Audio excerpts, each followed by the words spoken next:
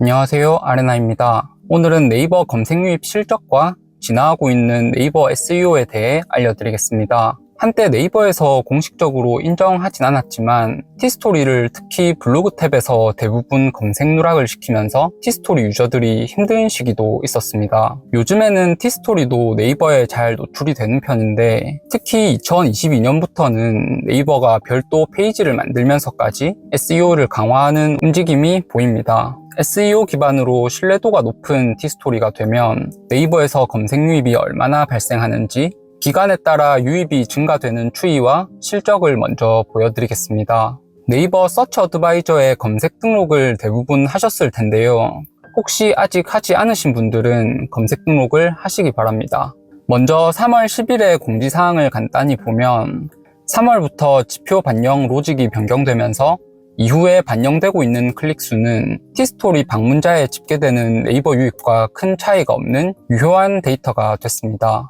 왼쪽에 리포트, 콘텐츠 노출, 클릭 탭에 들어가서 검색 노출과 클릭률 데이터를 확인해 보겠습니다. 기본적으로 검색자에게 노출이 된 횟수와 실제로 내 글을 검색자가 클릭을 한 횟수가 별도로 집계되고 있습니다. 최대로 조회할 수 있는 최근 90일 기준으로 조회해 보겠습니다. 검색 노출 수는 편차가 있지만 극단적인 수치가 나오는 건 아닙니다.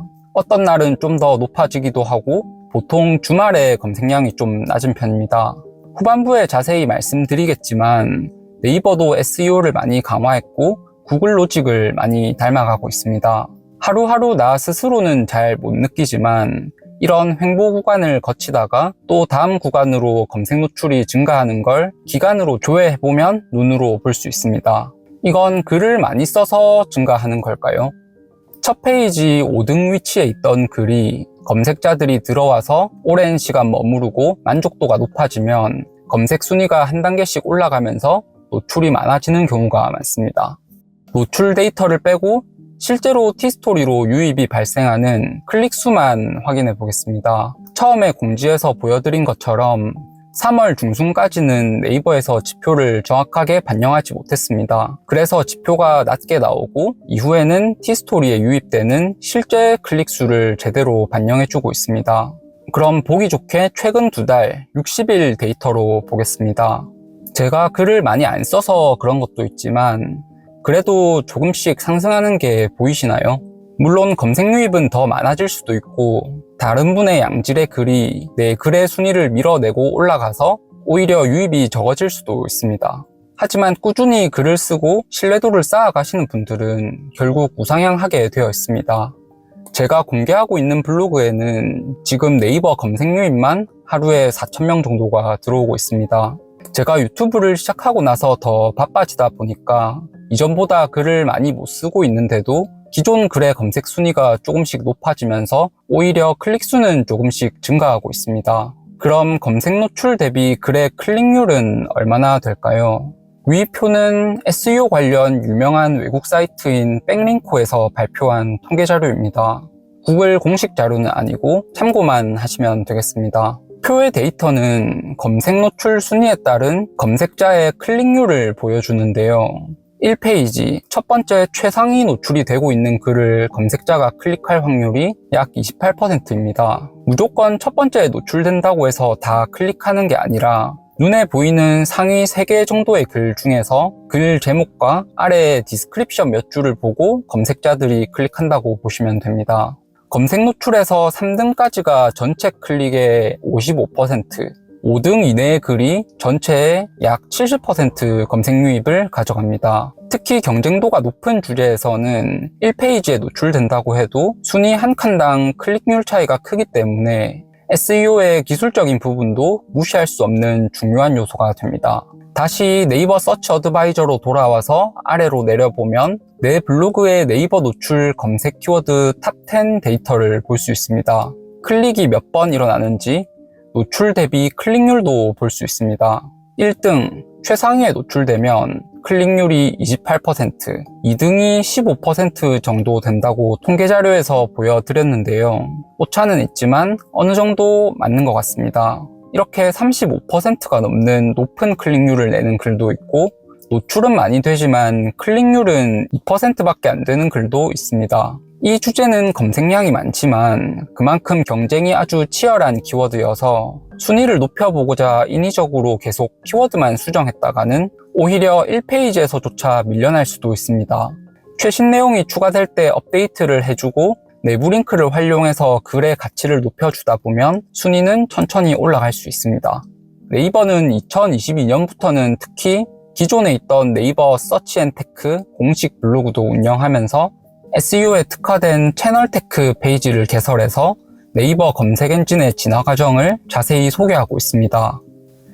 제 영상을 처음 보시는 분들을 위해서 SEO를 간단히 설명드리면 SEO의 사전적 의미는 검색 엔진 최적화입니다. 단순히 이론 공부를 열심히 하자는 게 아닙니다. 검색자가 만족할 만한 충분한 정보를 담은 글을 쓰고 내가 쓴 글을 검색 엔진이 보다 잘 인식할 수 있도록 구조화를 해서 검색 순위를 높이고자 하는 종합적인 전략이 SEO입니다. 최근에는 구글 노출이 아예 안 된다는 분들은 여전히 많지만 네이버 노출은 그나마 좀 된다는 분들이 많습니다. 네이버 SEO 공식 페이지에 있는 블로그 소개 탭에 아예 티스토리 로고가 들어가 있습니다. 더 이상 티스토리라고 해서 의도적으로 배척하지 않고 공정하게 평가하겠다는 의지가 보입니다. 네이버가 이렇게 SEO를 강화하고 있는 만큼 다시 티스토리를 배척할 가능성은 아주 낮아 보입니다. 구글 유입도 중요하지만 네이버도 상단에 노출되면 순위가 쉽게 변동되지 않는 데다가 우리나라 사람들이 여전히 네이버에서 검색을 많이 하고 있고 SEO 로직도 많이 발달했기 때문에 이제는 무시할 수 없는 중요한 검색 유입원이 됐습니다. 네이버에서 유입되는 4,000명의 검색 유입은 외부 유입 4,000명과는 큰 차이가 있습니다. 외부 유입은 그냥 호기심에 링크를 눌렀다가 금방 이탈하는 사람도 많지만 검색에서 유입되는 경우 보통 체류 시간이 긴 편입니다. 체류 시간이 길면 광고 단가가 높은 광고가 붙을까요? 아쉽게도 그건 정비례하지 않습니다. 보통 광고 단가는 주제, 키워드의 영향을 가장 많이 받습니다. 그럼 체류 시간이 높으면 뭐가 좋을까요? 당연히 검색 순위 상승에도 도움이 되지만 애드센스 수익 상승에도 도움이 됩니다. 애드센스 홈에 들어가셔서 왼쪽에 있는 보고서 메뉴 안에 입찰 유형 기준 예상 수입 탭을 눌러보시면 이런 원형 표를 볼 수 있습니다. 아마 클릭당 단가, CPC는 들어본 분들이 많을 텐데요. 애드센스 주요 수익은 CPM과 CPC 두 가지로 구성됩니다. 직접적인 광고 클릭이 없어도 수익이 발생하는데요. 애드센스 승인을 받은 지 얼마 안 된 분들 중에 광고 클릭이 없는데 수익이 0.01달러, 0.02달러가 나오는 경우가 눈에 보이는 광고의 노출로 인한 CPM 수익입니다. 물론 클릭 한 번에 비해 아주 낮은 수익이긴 하지만 방문자 수가 많고 체류 시간이 높은 블로그에서는 유의미한 수준의 수익이 납니다. 체류 시간이 길다는 건 내 블로그 글을 스크롤을 내리면서 오랫동안 본다는 거고 다른 글도 여러 개 볼 가능성이 높습니다. 그러면 당연히 광고 클릭을 하지 않더라도 노출되는 광고의 수가 많아집니다. CPM 수익이 20%면 작아 보이나요? 하루의 수익이 50달러라고 가정했을 때 20%면 10달러입니다. 광고 클릭이 없다고 가정해도 광고 노출만으로 하루에 10,000원 이상 수익이 날 수 있습니다. 직장 월급이 아닌 온라인 부업으로 첫 번째 부업 파이프를 만드는 과정이 가장 어려운데요. 지금까지는 무슨 시험 공부를 해야 할지, 무슨 일을 해야 할지 정해주는 대로 열심히 하는 삶을 살아왔기 때문에 스스로 주제를 정해서 나아가는 과정이 처음이라서 그렇습니다. 일단 한 번은 누가 떠밀어서 하는 게 아니라 직접 배를 몰고 떠나봐야 합니다. 정해진 방향, 명확한 정답이 없는 상태에서 일단 무작정 나아간다는 건 당연히 많은 두려움을 동반합니다. 시간 낭비가 아닐까? 이게 진짜 될까? 걱정하면서 가만히 있는 분들도 있고 일단 주어진 환경에서 여기저기 부딪혀보는 분들도 있습니다. 시행착오 없이 한 번의 목적지에 도달하면 좋을 것 같지만 그렇게 해서 크게 성공하는 경우는 거의 없습니다.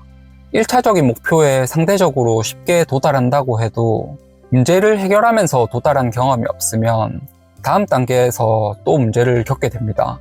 문제 해결 능력은 여러분이 직접 부딪혀보면서 키워나가야 합니다. 당장 문제가 많을 때는 막막하고 못할 것 같지만 계속 배우고 시도하면서 이겨내보면 그 작은 성공들이 자신감을 키워줍니다. 쉽고 편한 방법으로는 어쩌다 수익은 날 수 있지만 여러분의 실력이 늘지 않습니다. 직접 삽질도 해보고 시련을 겪어봐야 통찰력이 생기고 방향을 잡을 수 있습니다. 블로그뿐만 아니라 온라인 부업을 꾸준히 계속하려면 그 일을 하는 데 필요한 에너지 소모가 적어야 합니다. 하나 만드는데 너무 많은 시간이 들고 주제를 생각하는 것부터 머리가 아프면 충분한 여유 시간이 있을 때가 아니면 시작 자체를 잘 안 하게 됩니다. 내가 글을 쓰는데 스트레스를 덜 받는 공간에서 그냥 꾸준히 포스팅을 해보세요. 이게 반복해서 쌓이면 나도 모르게 한 단계 성장하게 됩니다. 새벽이 오기 전에 가장 어둡다고 하는데요. 중간중간 슬럼프가 찾아오면 내가 하는 방식이 오늘 하루 단편적인 수익을 위해서가 아니라 부업 파이프라인을 만들고 있는 과정인지 생각해 보세요. 그 과정에서는 누구나 노력 대비 성과가 적은 콘텐츠를 쌓는 시기가 있다는 걸 떠올리시면 좋을 것 같습니다. 오늘도 영상 봐주셔서 감사하고 좋아요 한번 부탁드립니다.